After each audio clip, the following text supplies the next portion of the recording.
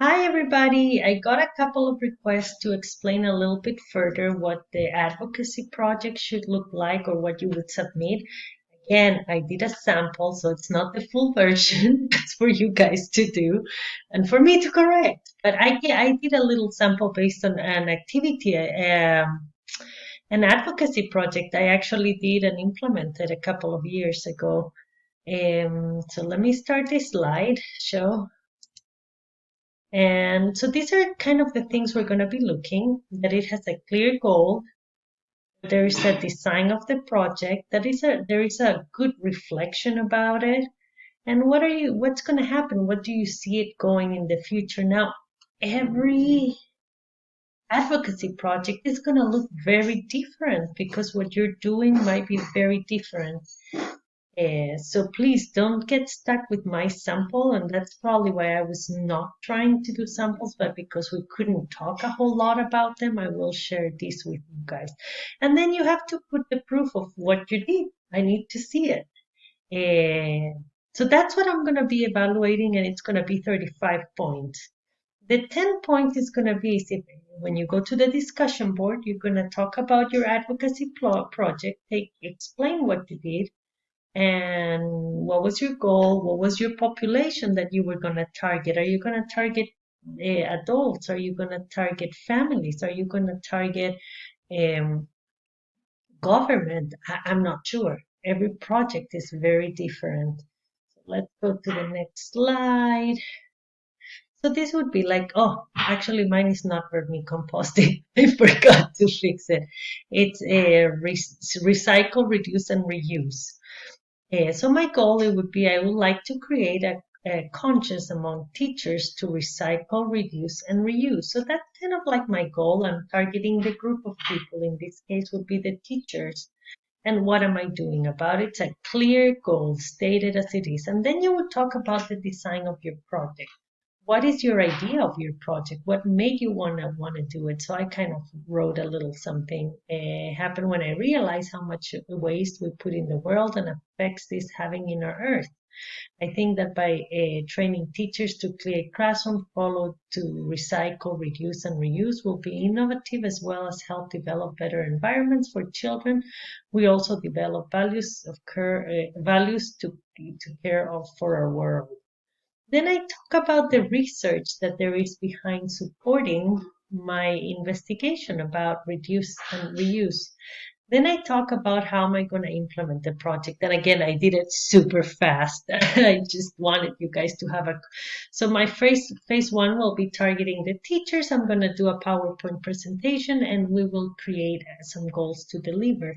The phase two is going to go to the classroom and involve the children in the choosing what project they would like to do through the semester. And phase four is also involving the family, or sorry, phase three would be involving the family. So we will coordinate with the family so the project that they choose will happen. Then you would talk about a reflection. And again, I did a very short reflection. I talked about how I was able to get up to phase one. Actually, I did implement it with the teachers. I did talk to them, and they got it was I got a really good support. The teachers were really excited. If you did not get to do it, then you would reflect about what your expectations are, what you'll be hoping that it will happen, and how you're going to continue your project. Then talking about the future extensions, I said I think I don't want to stop only with my center. I would like to present these to other centers. So I would volunteer and go to other centers when they're having their staff meetings, and I would present my little PowerPoint presentation and hopefully inspires. Then you would put kind of what the evidence of the project is. In my case, it's at the PowerPoint presentation that I'm going to be doing. So it's recycle, reduce, reuse. I talk about why is it important. Then I put pictures of research that has been done on how to create these. And then I put a lot of ideas of what you can do, like putting boots out, using your environment, reorganizing your environment so children can get and use real materials to garden with. This is an easy way of bringing gardening materials outdoors, saving your gloves, um, how you can store crates and containers. Then I love the teepee kind of building, and you do it with beans and tomatoes. You can create a path where children, it could be a vegetable path with vines such as green beans, and very easy things, root viewing ideas, the pizza bed. So if you're doing like I did the pizzeria and this is where it came, you can do a herb with everything that a pizza might need in it. So when you're planting, you can use recyclable things like a wheel to create a shade, and how you can create a scarecrow with the children, how you can use old tires to put. Now, with tires, you may not do edibles because it does contaminate, but you can do a flower garden. And then I keep on putting, like, for example, how you can create music areas using recyclables. I brought a lot of ideas. They were really cool. That's why I'm going through them. This was one of my favorites, the kids tunnel jamming, where it's a tree and under the tree the kids have pipes to sing and talk and musical instruments to jam around. And then another thing we did create was the compost, and actually we did create the compost with the children, and they're still alive in some of the classrooms. And this was the warm beans, some samples of warm beans, or how could it be? How can children learn how to write by using recyclables, by doing and creating signs for the garden?